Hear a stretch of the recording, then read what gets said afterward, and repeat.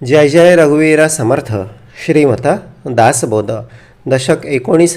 शिकवण नाम. समास पहिला. लेखन क्रिया निरूपण नाम. श्रीराम समर्थ. ब्राह्मणे बाळबोध अक्षर. घडसूनी करावे सुंदर. जे देखताची चतुर समाधान पावती. जय जय रघुवीरा समर्थ.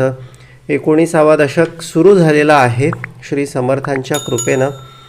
आज तागायत 18 दशकांपर्यंत समर्थांनी आपणाला श्रवण दिलं आणि आता हा सगळा सेकंड लास्ट आणि याच्यानंतर शेवटचा दशक.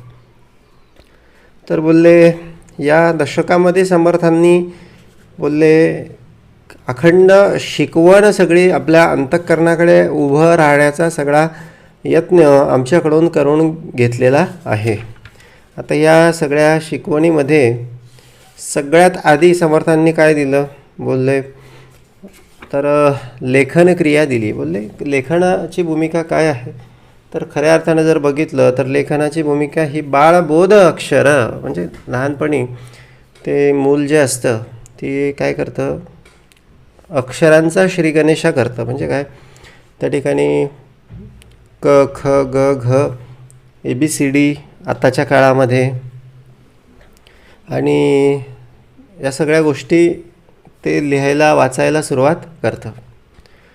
मग समर्थ बोलले ते लहानपण असतं किंवा ती सुरुवात असते त्यावेळेस बोलले जे काय वळण हाताला पडेल, जे काय आपल्याला सवय लागेल ती कायम राहत असते. म्हणून जी बालपणातली भूमिका आहे त्या बालपणातल्या भूमिकेतच काय असायला पाहिजे तर मना सज्जना भक्तिपंथेची जावे. मनाला त्या ठिकाणी भक्तिपंथाकडे येण्याचं सगळं संस्करण मिळालं पाहिजे. प्रभाते मनी राम चिंतित जावा. आता बोलले घरामध्ये लहान मुलं असतात त्यांना हे असं नुसतं सांगून काही होत नाही. तर त्यासाठी बोलले आधी स्वतः देखील करावं लागतं. स्वतः जेव्हा आपण त्या ठिकाणी उपासना करायला बसतो म्हणा किंवा प्रार्थना म्हणायला बसतो म्हणा किंवा एखादं वाचन करायला बसतो म्हणा किंवा घरातल्या सगळ्या वडीलधाऱ्यांचा नमस्कार करायला बसतो म्हणा तेव्हा आपलं अनुकरण लहान मुलं करत असतात. म्हणजे याचा अर्थ काय की नुसतं लहान मुलांना सांगून काही उपयोगाचं नाही. आधी केले आणि मग सांगितले. आधी करायला लागेल मग सांगायची पण गरज नाही. बोलले आधी आपण करत असू ना आता हे बाहेरच्या लोकांना सांगावं लागतं पण जे घरातले लोक आहेत ना घरातले मुलं आहेत ना त्यांना सांगायची पण गरज नाही. ते फक्त बघून बघून सगळं करत असतात. आपण आपल्या घरातल्या किंवा आपल्या वडीलधाऱ्यांशी काय ट्रीटमेंट करतो तशी ट्रीटमेंट वडीलधाऱ्यांशी करावी लागते हे त्यांना आपल्या सगळ्या अनुभवातून शिकायला मिळतं. आणि मग ते तशीच ट्रीटमेंट आपणासोबत आपण जेव्हा मोठे होतो आणि ते जेव्हा तरुण होतात किंवा आपण वार्धक्यामध्ये असतो किंवा आता याचं नावच काय आहे वार्धक्का. मुळात ते सगळ्यात मोठा धक्का तोच आहे की एक उतार वयात असणं हाच मोठा एक सगळ्यात धक्का आहे. कारण त्याच्यानंतर वारणेच आहे म्हणजे मृत्यूच आहे आणि जणू काही मृत्यू त्या ठिकाणी एका धक्क्यापासून पुढे लांब आहे. एक धक्का दिला म्हणजे गेला अशी अवस्था त्या ठिकाणी मनुष्याची असते. विभिन्न वेगवेगळे सगळे आजार सगळे घर करून त्या ठिकाणी सगळ्या शरीरभर सगळे बसलेले असतात. आणि बोलले त्यासोबतच एक वेगवेगळ्या सगळ्या प्रकारची सगळी दुःखे असतात की बाबा रे आयुष्यात हे करता आलं असतं ते करता आलं असतं हे राहून गेलं ते राहून गेलं. सगळ्या आयुष्याचा चित्रपटच सगळा तो पडल्या मनुष्याला आठवत असतो. मग आता हा झाला शेवटाचा भाग. हे पिक्चरचा दी एंड झाला. समर्थ आपणाला दी स्टार्ट शिकवत आहेत. बोलले समर्थ आपणाला ट्रेलर दाखवत आहेत की बाबा रे बघ असा ट्रेलर आहे इथून पुढे असं पिक्चर असणार आहे. म्हणून काय कर तर काय करा ते आत्ता करा. आणि बोलले झाले ते नेनपणे आता तरी ब्राह्मणे शहाणे व्हावे. ब्राह्मणानं आता काय करावं, तर ब्राह्मणे बाळ बोध अक्षर. बाळ याचा अर्थ लहान भूमिका, बाळ याचा अर्थ नम्रपणाची भूमिका. अत्यंत अत्यंत त्या ठिकाणी लहानपणा घेऊन, नम्रपणा घेऊन, अत्यंत एक सुखानं, एक भगवंताचा समर्थांचा दास म्हणून आपण जीवन जगलं पाहिजे. आणि मला जो जो कोणी भेटतो, माझ्यासमोर जो जो कोणी प्राणी आहे किंवा माझ्यासमोर जो कोणी जीव आहे, त्या प्रत्येकाच्या ठाई देखील भगवंत आहे. त्या प्रत्येकाच्या हृदयामध्ये देखील कोण आहे, तर माझाच सद्गुरू आहे. मग त्याच्याशी मी असं ॲरोगंट राहून कसं काय चालेल, त्याच्याशी मी आरेरावी करून कसं काय चालेल, किंवा त्याच्याशी मी तिरस्कार करून कसं काय चालेल. तर मला आता लहान व्हायचं आहे. माझं वय जरी वाढतं आहे, वय जरी वाढत असलं तरी आपण आपल्या मनाने म्हणा किंवा आपल्या तत्वांनी आपण लहान होत गेलो पाहिजे. ॲक्सेप्टन्स आपल्याकडे आला पाहिजे, स्वीकारणे, परिस्थितीला स्वीकारणे आपल्याकडे आले पाहिजे. आहे त्या परिस्थितीमध्ये आपण समाधानी राहायला शिकलो पाहिजे. आहे त्या परिस्थितीमध्ये आपण भगवंताचे धन्यवाद द्यायला शिकलो पाहिजे. ह्याची दान देगा देवा तुझा विसर न व्हावा.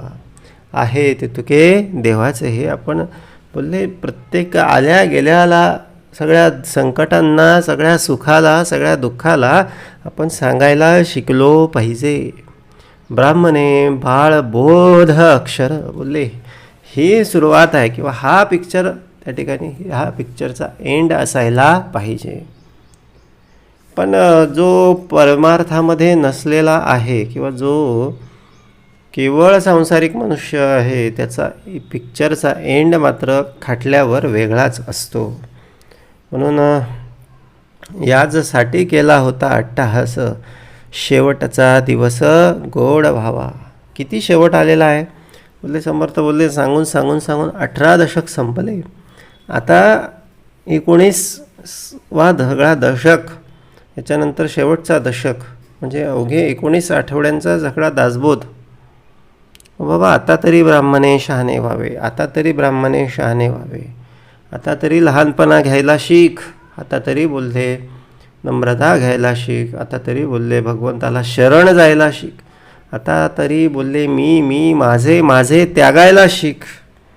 घडसून करावे सुंदर. आणि हे असं करून आपलं आयुष्य कसं बनवायचं आहे, सुंदर बनवायचं आहे. असं एक कल्पना करा. आपल्या आयुष्यामध्ये अशा सगळे वाद आहेत, मितूपणाच्या सगळ्या कटकटी आहेत, भानगडी आहेत, अडचणी आहेत, दुःख आहे, बोलले हे असं आयुष्य काय कामाचं. आणि ह्याला जबाबदार आपण मीच आहोत, आपला अहंकारच आहे. आणि आपला भगवंतावरचा कमी पडलेला सगळा काय आहे, विश्वासच आहे. मग समर्थ काय म्हणाले, बाबा रे घडसून करावे सुंदर. त्याला असं धरून धरून धरून धरून इकडे परमार्थी लावता आले पाहिजे. घडसूनी करावे सुंदर, जे देखताची चतुर समाधान पावती.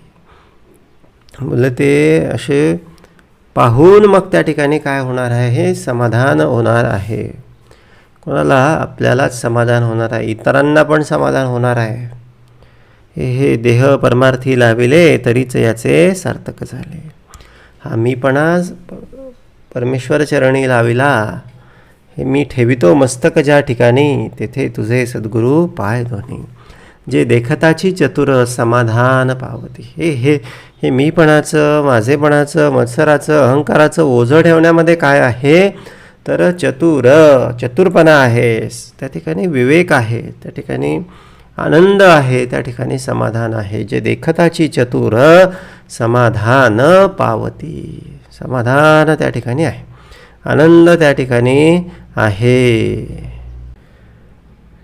वाटोळे सरळे मोकळे, ओतले मसीचे काळे, कुळकुळीत ओळी चालिल्या ढाळे, मुक्त म्हाळा जैशा.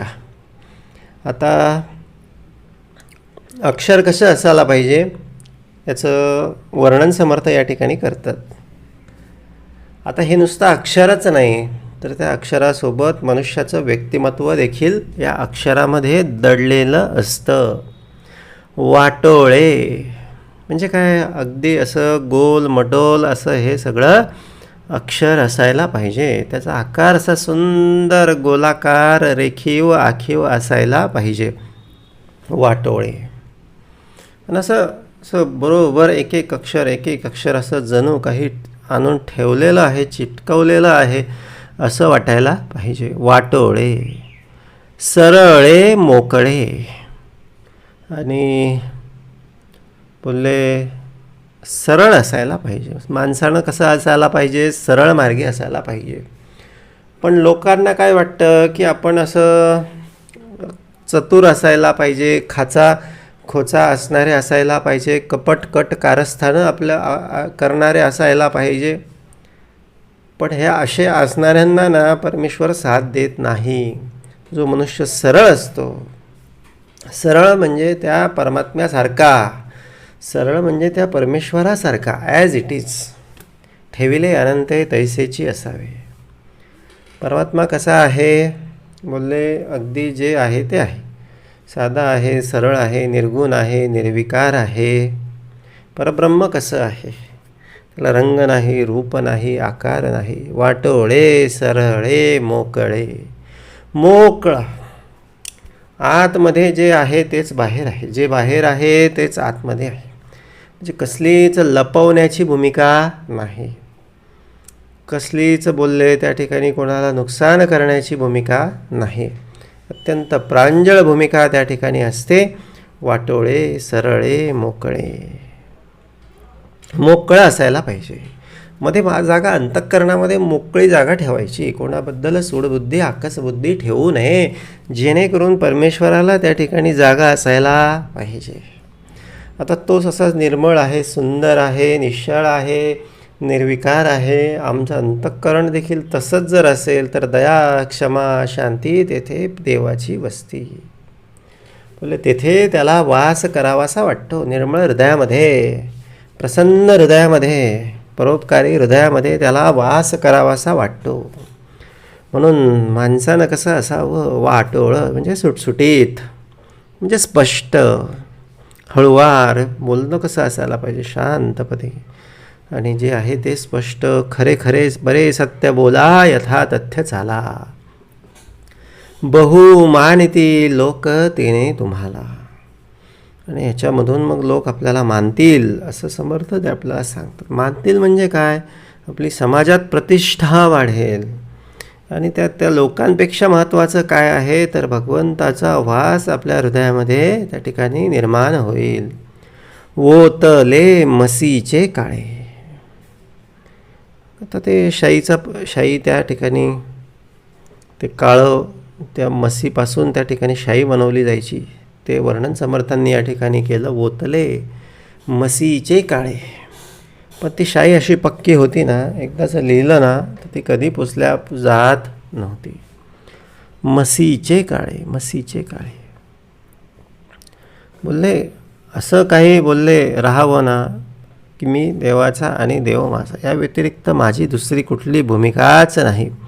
आणि ही भूमिका कधीही कुठल्याही प्रलोभनानं, कधीही कुठल्याही आमिषानं पुसल्या जाऊ नये. ओतले मसीचे काळे. अगदी स्पष्ट ठसठशीत भूमिका, मी देवाचा आणि देव माझा. अगदी स्पष्ट ठसठशीत भूमिका. आम्ही काय कुणाचे खातो तो श्रीराम आम्हासी देतो. ओतले मसीचे काळे.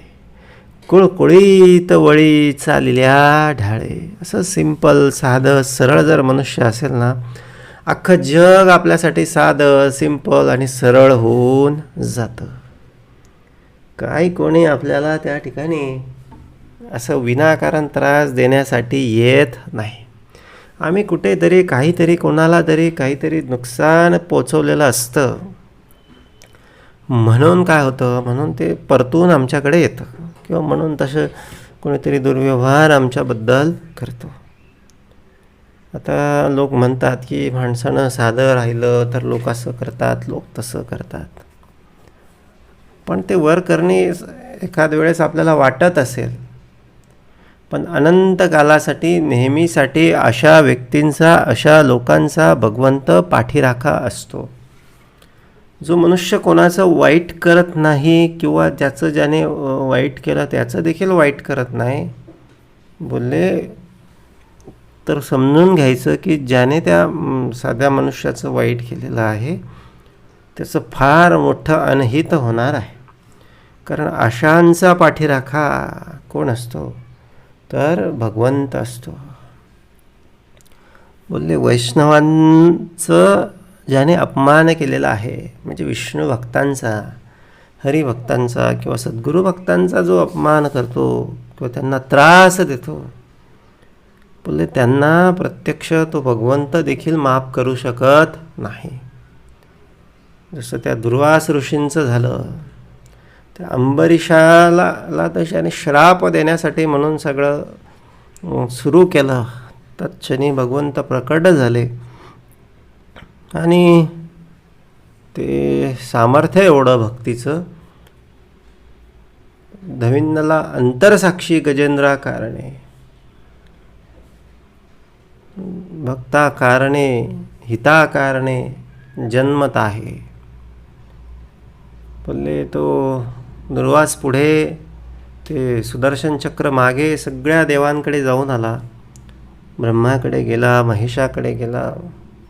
महेशाने सांगितलं ते श्रीहरीच याला काय उपाय ते करू शकतील. तिकडे परत श्रीहरींकडे गेला आणि श्रीहरींनी सांगितलं, म्हणाले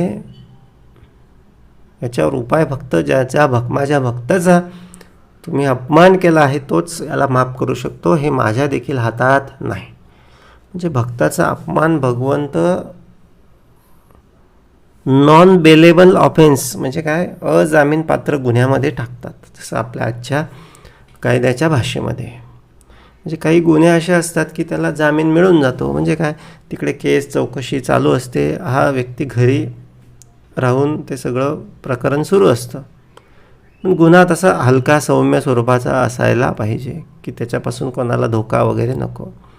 पण गुन्हेगार जर असा महाभयंकर क्रूर काळ विक्रार असेल तर त्याला जामीनसुद्धा देत नाही. कारण जामीन देऊन आणखी त्याने 2-4 लोकांना इजा पोहोचवली तर काय करायचे, म्हणून कोर्ट त्याला काय करतं, जामीन देत नाही. पण इकडे भगवंत आपल्या भक्तांसाठी बोलले काहीच बघत नाही. ते बाकीचं मला काही माहिती नाही, याने माझ्या भक्तांचा अपमान केला, याला मी देखील वाचवू शकत नाही असं भगवंत खुद्द म्हणतात. म्हणून असं साधं सोपं राहावं, सारं काही भगवंतावर सोपवून द्यावं. आपल्या आयुष्यामध्ये निश्चितपणे त्या ठिकाणी काहीच कमी पडणार नाही. भगवंत सारं काही बघून घेतो. कुळकुळीत असं सरळ सरळ असं सहज सहज आपलं सगळं वळी चाललेल्या ढाळे असं सहज आयुष्य सगळं निघून जातं. मुक्त माळा जैशा, मोत्याच्या माळा, ते मणी असे हातातून सगळे ओघळले की असे काचावर जणू काही टेबलावर जणू काही ते ओघळले की अशा किती सहजपणे ते विचरण करतात, सहजपणे इकडे तिकडे जातात. बोलले ते असं सहज आयुष्य भगवंताच्या कृपेनं आपल्या भक्ताचं होत असतं. म्हणून साधं सरळ राहावं, भगवंतावर विसंबून राहावं, भगवंताला नित्य स्मरत जावं, रात्री झोपताना स्मरावं, उठल्यावर स्मरावं, जसं जमेल तसं स्मरावं, संपूर्ण शरण त्याला जावं. बोलले निश्चितपणे तो भगवंत आपल्या भक्तांचं कल्याण करत असतो. अक्षर मात्र तितुके नीट, नेमस्त पैस काने नीट, आडव्या मात्रा त्याही नीट, आरकुली वेलांड्या. बोलले सगळं काही कसं पाहिजे, नीट पाहिजे. नीट नीट नीट म्हणजे जसं असायला पाहिजे तसं. नीट याचा अर्थ काय, ॲज इट इज. हे इंग्लिशमधले जी फ्रेज आहे ना, त्याचं मराठी एकाच शब्दात आहे, नीट. बोलले जसंच्या तसं, काहीच त्याच्यामध्ये बदल नको. जसं अपेक्षित आहे कोणाला, भगवंताला, की मी मनुष्याला इथे सृष्टीमध्ये पाठवला आणि खाली बघतो तर काय बोलले, असा अक्षर मात्र तितुके नीट. प्रत्येकजण कसा दिसला पाहिजे, नीट दिसला. जसा पाठवला निर्मळ निश्चळ प्रांजळ, सगळं एक सुंदर मनुष्य भगवंताने पाठवलेला होता, तसंच आपण साधं सरळ राहिलं पाहिजे. नेमस्थ पैस. पैस याचा अर्थ काय, स्पेस हा जो शब्द आहे ना, इंग्रजीमध्ये आपण स्पेस टाईप करताना बघा स्पेस देतो मध्ये, त्या अर्थानं हा पैस आहे. आता याचा अर्थ एकच झाला की कुठेतरी हे जे आपलं आहे संस्कृत म्हणा किंवा हे प्राकृत म्हणा, याच्यापासून इंग्रजी बनली किंवा इंग्रजीपासून हे बनलं. आता इंग्रजीचा तर काही एवढा जुना इतिहास सापडत नाही, पण आपला सापडतो. म्हणजे याचा अर्थ सरळ सरळ तोच आहे. कुठेतरी हे सगळं उत्पत्ती सगळं इथून तिकडे तिथून इकडे हे सगळं झालेलं असणार. अर्थातच इथून तिकडे हा सगळा प्रसार सगळा झालेला असणार. नेमस्तच पैसा. थांबायचं कुठे कळलं पाहिजे, मर्यादा किती असावी कळलं पाहिजे. कुठल्याही नात्यामध्ये असू द्या, कुठल्याही संबंधामध्ये असू द्या, कुठल्याही व्यवहारामध्ये असू द्या, अति सर्वत्र वर्जते. अतिचा त्याग करावा, प्रमाणामध्ये सर्व काही असावे. मना सज्जना भक्तिपंथेची जावे. भक्तिपंथानं जावं, भगवंताला साक्षीला ठेवावं. प्रमाणामध्ये इतरांचा सगळ्यांचा आदर ठेवून सगळं काही करावं. कोणावरही अन्याय करू नये, कोणावरही अति करू नये. बोलले सर्व काही कसं असायला पाहिजे, प्रमाणामध्ये सर्व काही असावे. आणखीन काय दाखवलं, काने नीट. काना नीट असला, आधार नीट असला पाहिजे. बोलले बॅकिंग, एक मनुष्याचा पाया काय असला पाहिजे, अर्थातच उपासना, अर्थातच श्रवण, अर्थातच परमार्थ. आडव्या मात्रा त्याही नीट. म्हणजे कधी कधी आडवं देखील चालावं लागतं. आरकुली वेलांट्या देखील द्याव्या लागतात आयुष्यामध्ये. कठीण प्रसंग येतात किंवा वेगवेगळ्या सगळ्या समस्यांना काय करावं लागतं, तर तोंड द्यावं लागतं. समर्थ काय म्हणाले अशा ठिकाणी की बाबा त्याही नीट, त्याही शास्त्राला धरून. असं उगाच काहीतरी कुठेतरी काहीतरी करत बसायचं वेडं वाकडं असं नाही. सर्व काही शास्त्राला धरून करायचं. कोणीतरी काहीतरी इजा करतं आहे, बचावात्मक म्हणून काही गोष्टी कराव्या लागतील. आणि आरकुली वेलांड्या, काहीतरी सगळं काही आयुष्यामध्ये मेहनत करावी लागेल, कष्ट घ्यावे लागतील. संसार प्रपंच देखील व्यवस्थित करावाच लागेल. नुसता परमार्थ करशी त्याने तू भिकेसी लागसी, आणि नुसता संसार करशी त्याने तू दुःखी आणि कष्टी होसी. म्हणून काय पाहिजे, सगळं पाहिजे. बोलले कान्या पण पाहिजे, मात्रा पण पाहिजे, विलांटी पण पाहिजे. सगळं काही जे एक संसारी मनुष्य करतो ते सगळ्या काही गोष्टी कराव्या लागतील. पण साक्षीला मात्र कोणाला ठेवावं लागेल, भगवंताला ठेवावं लागेल. पहिले अक्षर जे काढिले. बोलले जसं भगवंताने लहानपणी असा सुंदर निर्मळ बनून पाठवला, प्रांजळ पाठवला, तसं राहण्याचा प्रयत्न करायचा. लहानपण देगा देवा मुंगी साखरेचा रवा. बोलले लहान राहून पेढा खायचा. लहान मुलाला कसं, एखादा आता चांगलं बोलकं असं ॲक्टिव्ह मुलगा असला, सगळ्यांशी चांगला गोड हसणारा असला किंवा सगळ्यांच्या प्रश्नांची उत्तरं देणारा असला की मग त्याला कोणी घेऊन जातं, कोणी त्याचं लाड करतं. बोलले छोटा मुलगा आहे, गोड वाटतो, सगळ्यांना हवासा वाटतो. तसंच आहे. समर्थ बोलले लहान राहावं, प्रांजळ राहावं, स्पष्ट आतमध्ये काही ठेवू नये. मग पण सगळ्यांना हवंसं वाटतं. भगवंताला जो आवडतो सर्वांना तोची आवडे देवाला, तोच देवाला पण आवडतो. असं असं असं आपण राहायला शिकलो पाहिजे. पहिले अक्षर जे काढिलेत ग्रंथ संपेत तो पाहते, तसंच राहायचं. काहीच बदल करायचा नाही, काहीच मत्सर द्वेष अहंकार येऊ द्यायचा नाही. एका टाकेचे लिहिले ऐसे असं वाटलं पाहिजे की अगदी साधा मनुष्य आहे, अगदी लहान मनुष्य आहे. हे खरं अर्थानं त्या ठिकाणी सुखाचं एक आनंदाचं सगळं गमक आहे. अक्षराचे काळेपण, टाकाचे ठोसरपण, तैसेची वळण वाकानं सारी खेची. म्हणजे अक्षर काळेपण, आता एक अक्षर काळं, एक अक्षर फिकट, एक अक्षर कुठेतरी त्याची शाई कुठेतरी डाग लागला, कुठेतरी असं नको व्हायला.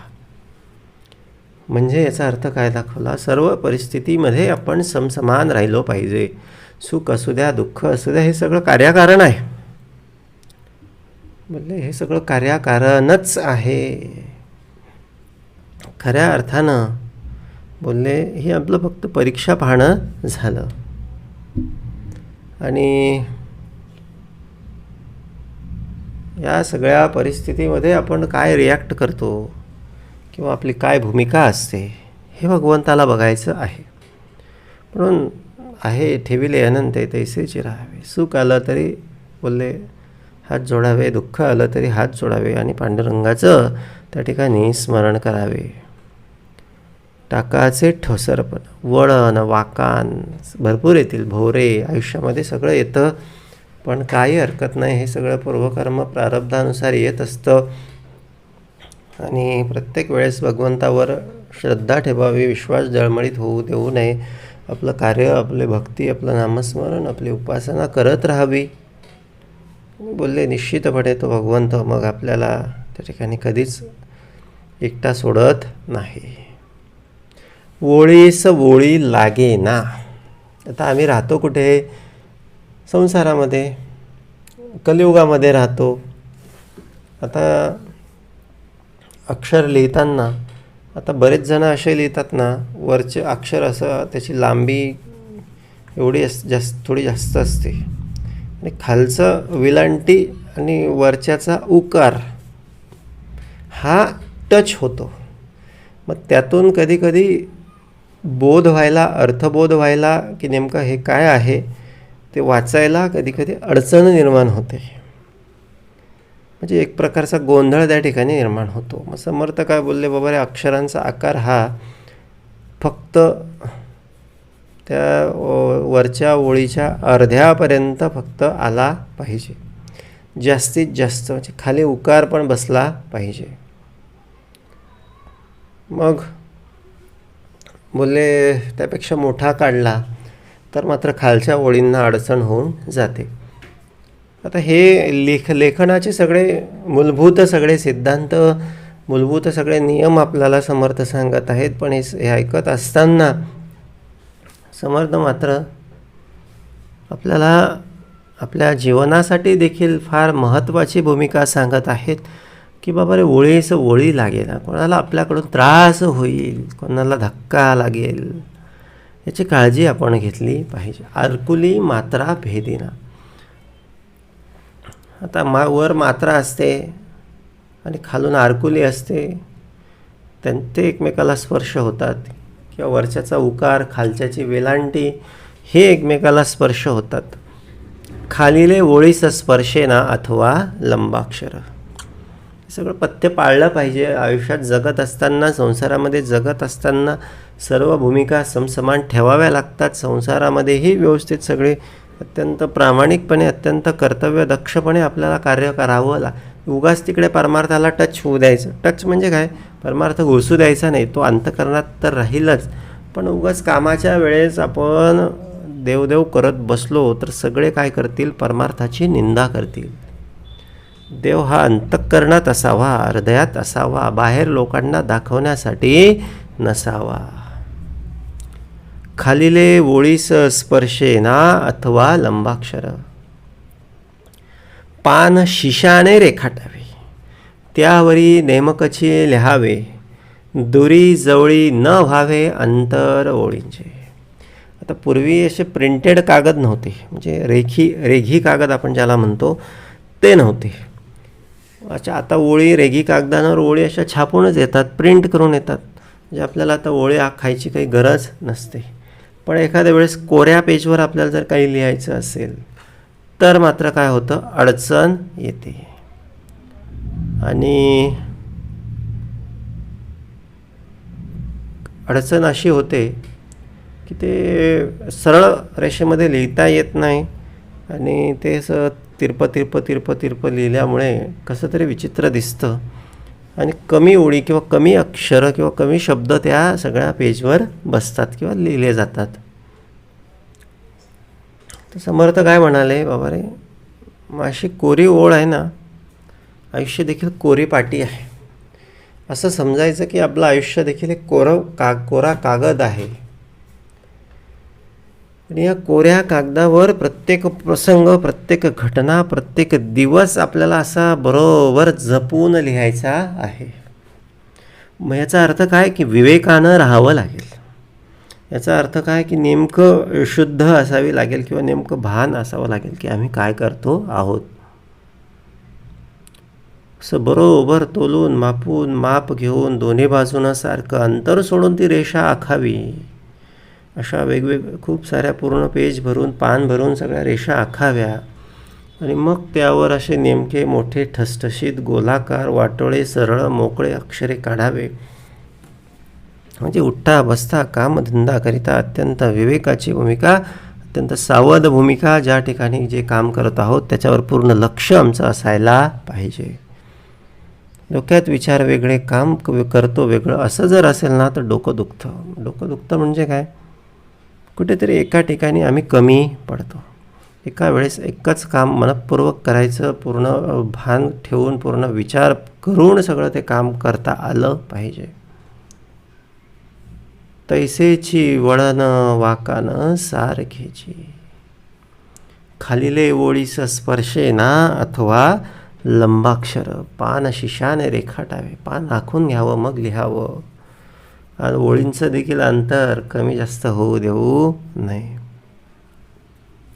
अशा पद्धतीनं समर्थ या ठिकाणी आम्हाला फार सुंदर अशा या सगळ्या एक प्रकारे लेखनक्रिया म्हणजे जीवनाचीच सगळी क्रिया दर्शवत आहे. कोठे शोधासी आडेना, चुकी पाहता सापडेना, गरज केली हे घडेना लेखकापासून.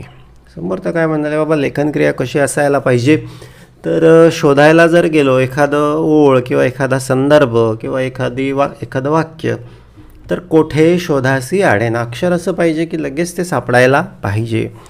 म्हणजे असं जर अक्षर गुंतागुंतीचं असेल, एकमेकात सगळं घुसलेलं असेल, आरकुली मात्रा विलांटा एकमेकात जर अडकलेल्या असतील तर ते सापडत नाही.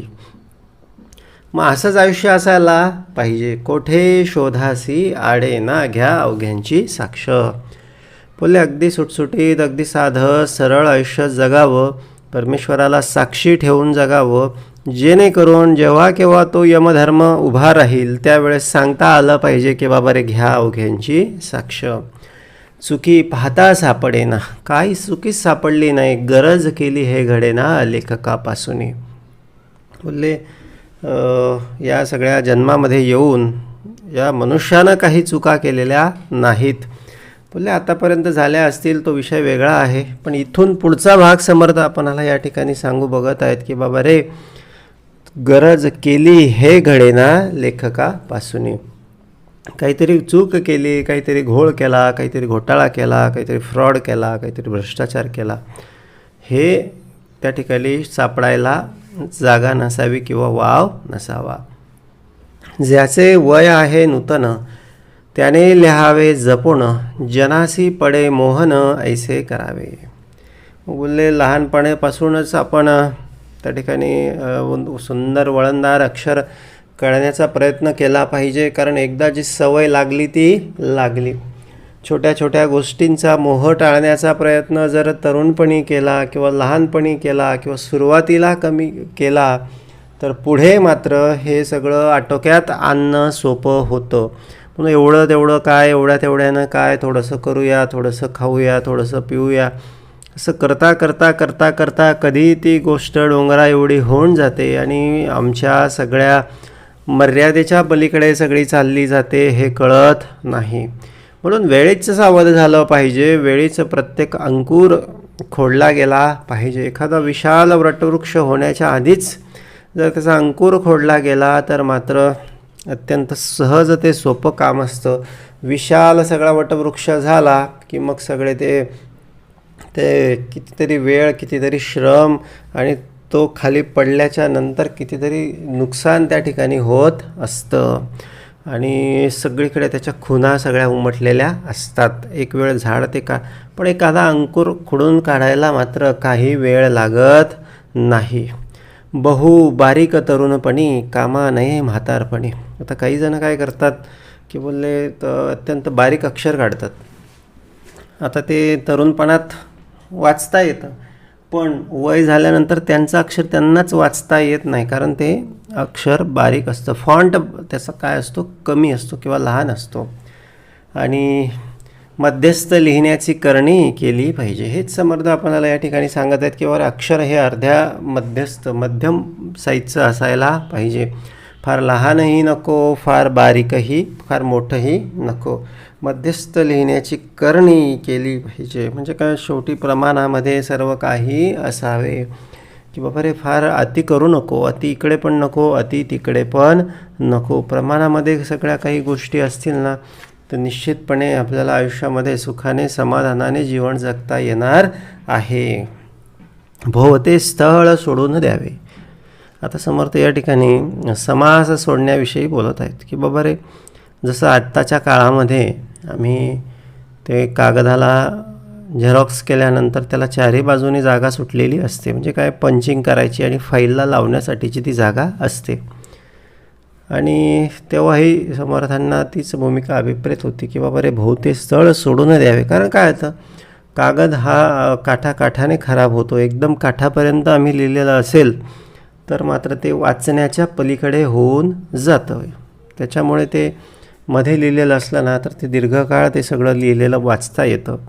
आणि म्हणून भोवते स्थळ सोडून द्यावे, मध्येची चमचमीत लिहावे. आणखीन याचा आशय समर्थांना आणखीन काय आहे की बाबा रे भोवते स्थळ सोडून द्यावे. बाबा दिसतं तसं नसतं. हे दिसायला वरकरणी सगळं या संसारामध्ये राहत असला, जगत असला, वावरत असला तरी देखील मध्येची चमचमीत लिहावे. बाहेर कार्यकारण असायला पाहिजे आणि मध्ये कसं लिहायला पाहिजे तर चमचमीत लिहायला पाहिजे. म्हणजे मनुष्यानं काय असायला पाहिजे तर तो बाह्यांगी असायला नको, तर तो अंतरंगी असायला पाहिजे. म्हणजे आतमध्ये त्याने परमेश्वराचे जे आठवण आहे, साठवण आहे, स्मरण आहे ते भरवून ठेवलं पाहिजे. त्याचं चित्त सदा न कदा अंतर्मुखी तो असला पाहिजे. आतमध्ये त्याचं चिंतन सुरू असलं पाहिजे. आतमध्ये विवेकाची भूमिका सुरू असली पाहिजे. बोलले आतमध्ये काय विवेकाची भूमिका सुरू असली पाहिजे, काय चिंतन सुरू असलं पाहिजे. मी देवाचा आणि देव माझा. मी कशासाठी आलो, मी कोण, आपण कोण, देव कोण याचा निश्चय बोलिला असे. ही भूमिका आपण आतमध्ये सतत तेवत ठेवली पाहिजे. आणि म्हणून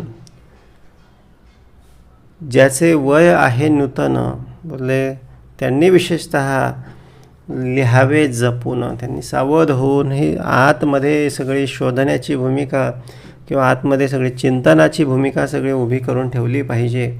भोवते स्थळ सोडून द्यावे. बाहेरचं सगळं चमचमीत सगळं जे जग आहे किंवा दृश्यमान सगळी जी भूमिका आहे ती सत्य भूमिका नाही, तर आतमध्ये बोलले मनशांती, आतमध्ये स्थिर राहणं, आतमध्ये विवेकाची भूमिका, आतमध्ये ध्यानाची भूमिका असणं, ही भूमिका कशी आहे तर ही भूमिका मनुष्याला त्या ठिकाणी पुढे नेणारी आहे. आणि म्हणून मध्यस्थ लिहिण्याची करणी करावी, चमचमीत लिहावे, कागद झडताही झळावे, न लगे अक्षर. अमर व्हावो. अक्षरे कशी लिहावी, अक्षरे अमर व्हावी. म्हणजे कर्म कसे असावे, चार चौघात सांगण्यासारखे असावे. कर्म कसे असावे बोलले ती अमर झाली पाहिजे. त्यांचं एक प्रत्येकाचा एक प्रसंग म्हणजे एक प्रकारचा एक अध्याय बनला पाहिजे. एक पुस्तक सगळं आयुष्याचं बनलं पाहिजे. अशी भूमिका समर्थांना या ठिकाणी अभिप्रेत आहे. ऐसा ग्रंथ जपोनी लिहावा. थोडक्यात काय सांगितलं, ऐसा ग्रंथ जपोन लिहावा, जपोन लिहावा, जपोन लिहावा. बाबा रे असं जपून लिहू, असं जपून वाग, असं सावधपणे रहा की प्राणी मात्रास उपजे हेवा. की म्हणजे प्राणी मात्रांना त्या ठिकाणी हेवा वाटला पाहिजे, सगळ्यांना हेवा वाटला पाहिजे. आम्ही जातो आमच्या गावा, आमचा राम राम घ्यावा. काय हेवा वाटला पाहिजे की बाबा रे ह्याने जसं राम राम राम राम राम राम केलं तसं रामनामाची भूमिका किंवा तशी भगवंताच्या नामाची भूमिका माझ्या अंतरी का उभी राहू नये, असा हेवा वाटला पाहिजे.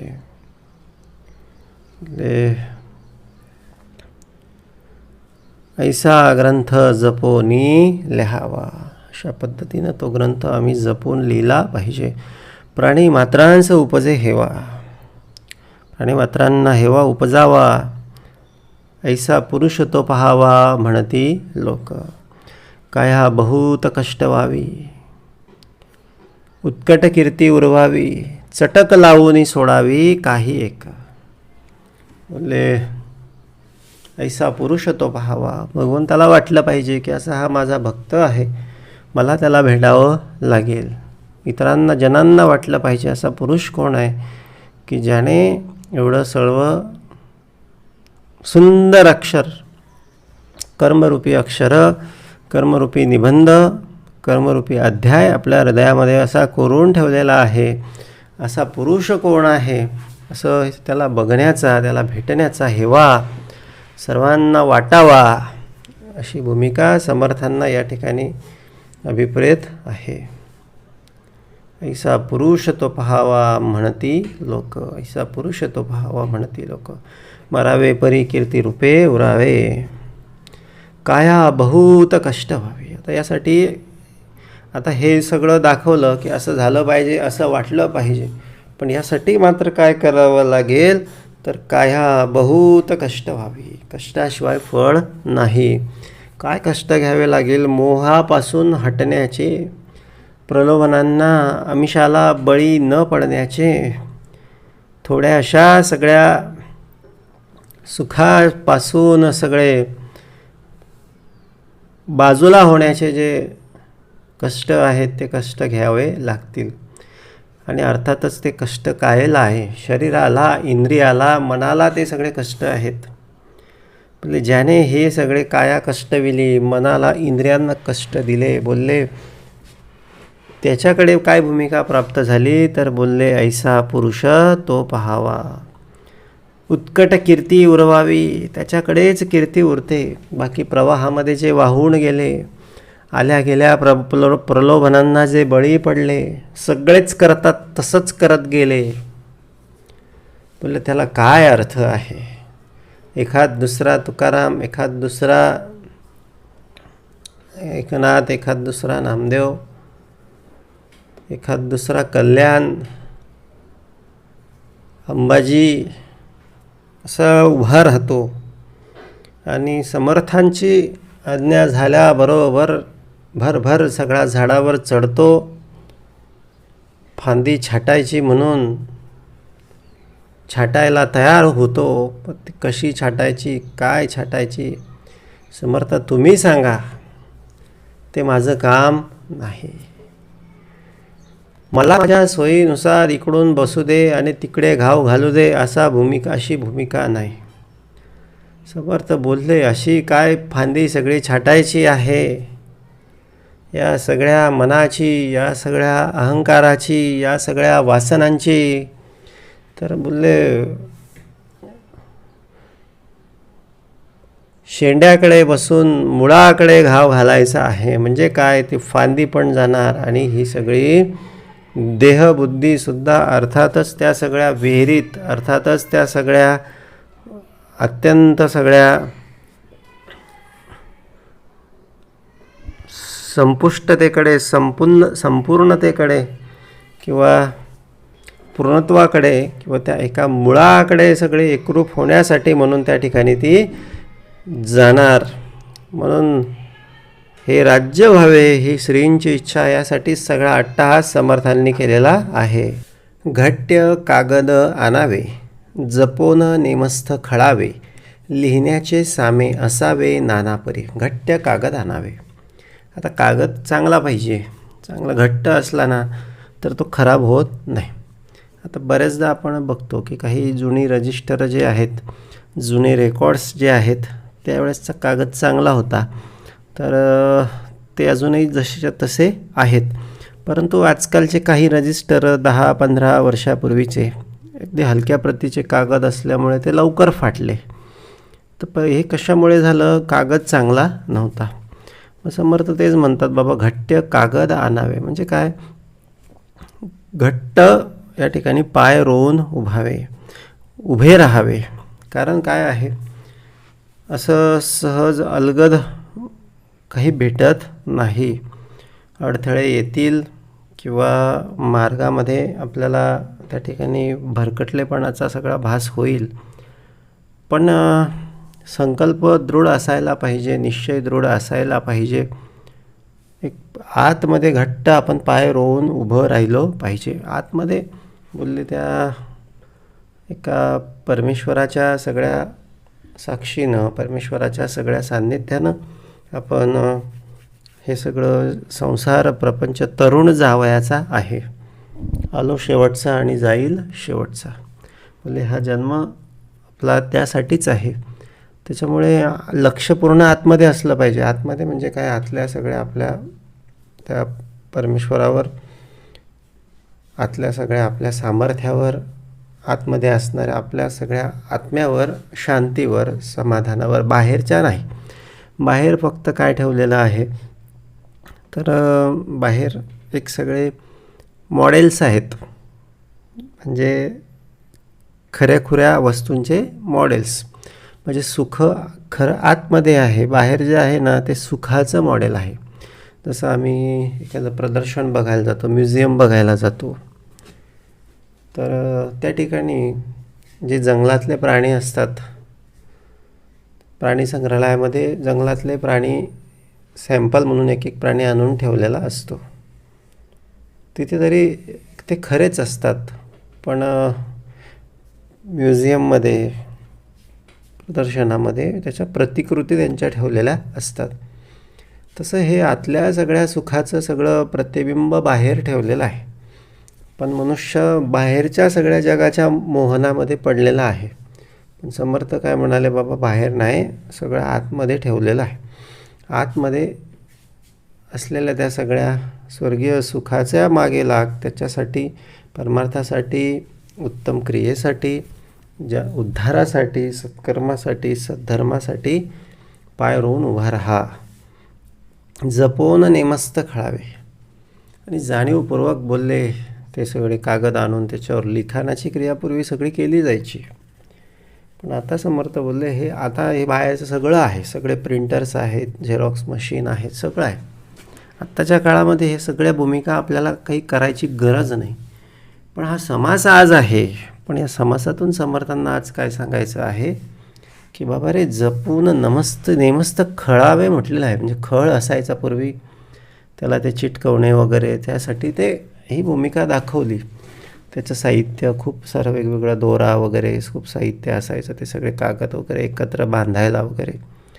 आताच्या काळामध्ये ते तशी काहीच आवश्यकता नाही. पण समर्थ आता बोलले, बाबा आता खळावे नाही, खेळावे. म्हणजे आता तुला जपून सगळं खेळावं लागेल.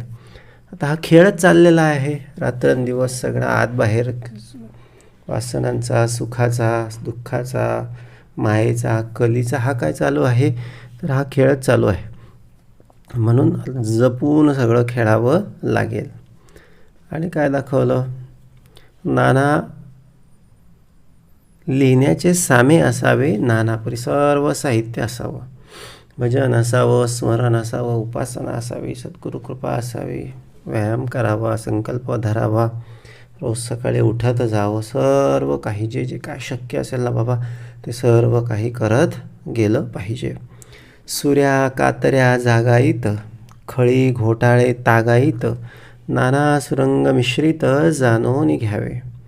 हे जे साहित्य आहे, बोलले जसं जसं जमेल ते सगळं आपण आणून सगळं लिहिण्याची तयारी करावी.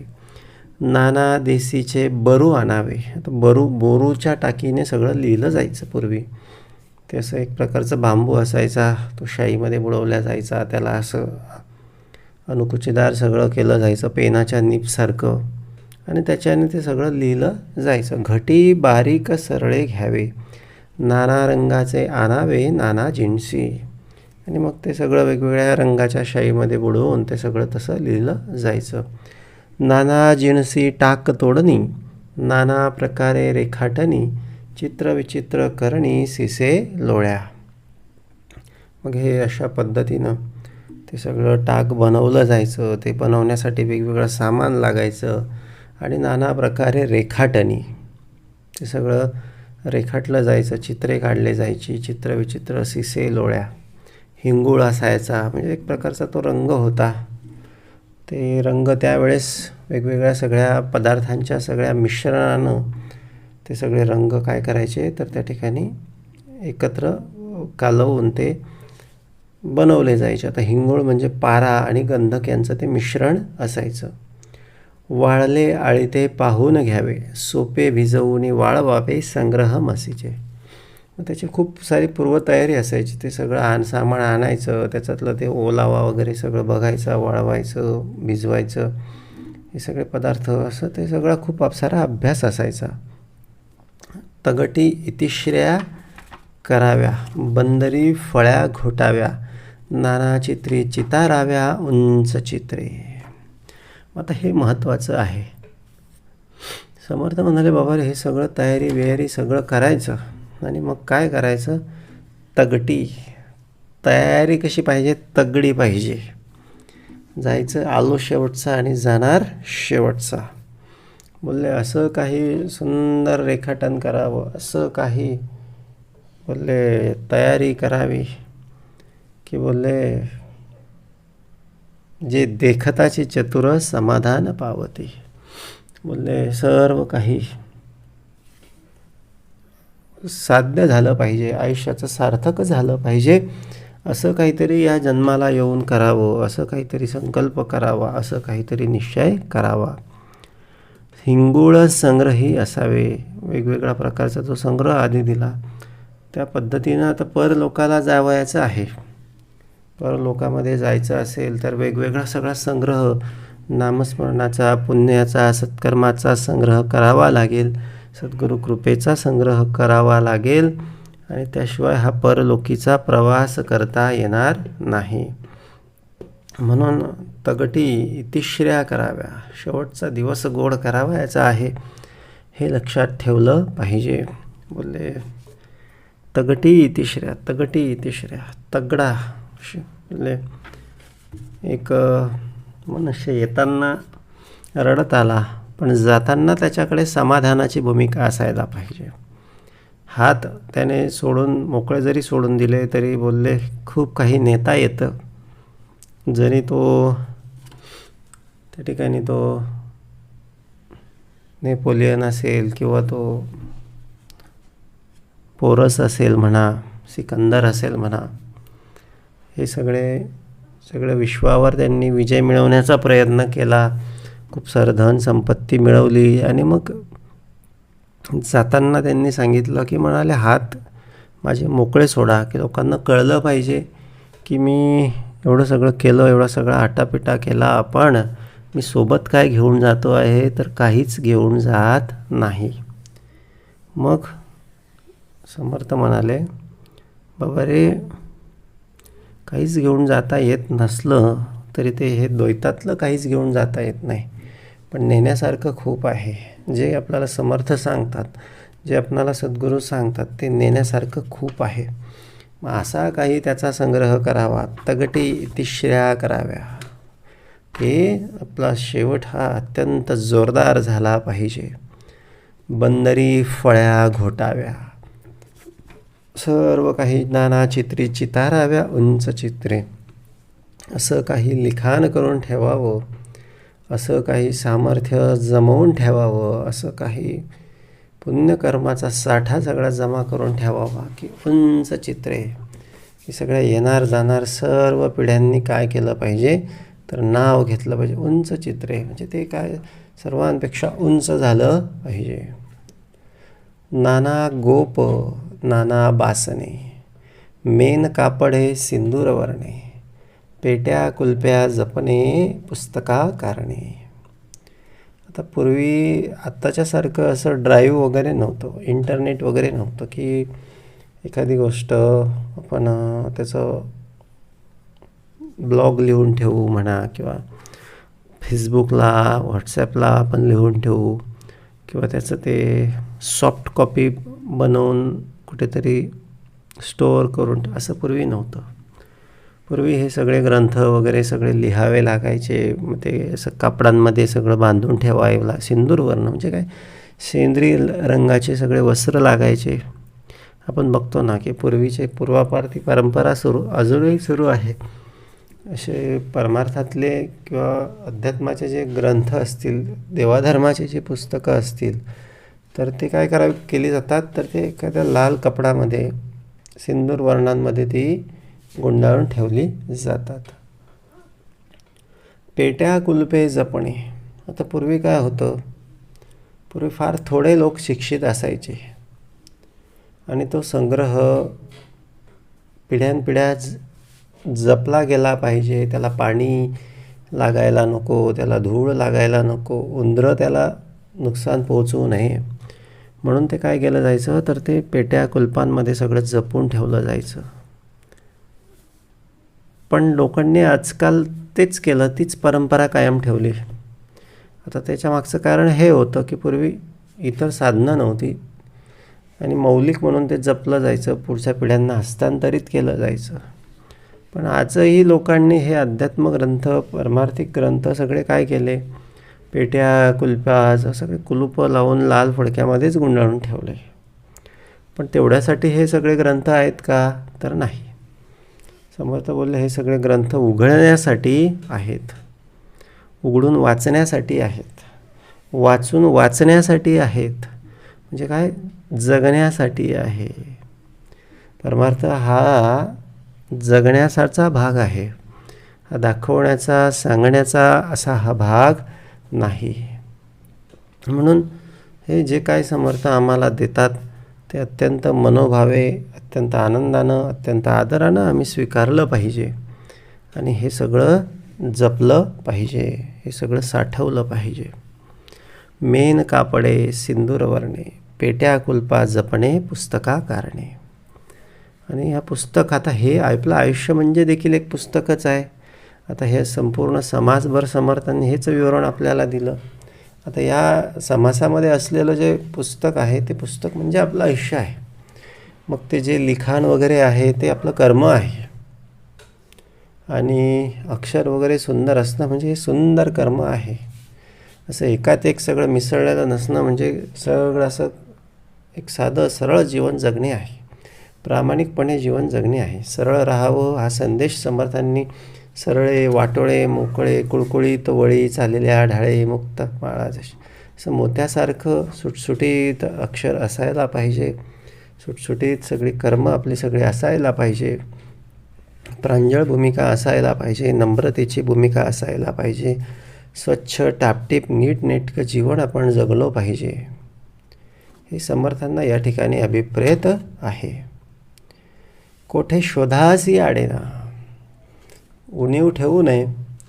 जे काय उणीव असेल ती समर्थांना सांगत जावी आणि सांगत जावं की समर्था बाबा हे सगळं कमी करून घे, हे माझ्याच्यानं, आता हे आपलं काम नाही, हे मालकाचं काम आहे, हे समर्थांचं काम आहे.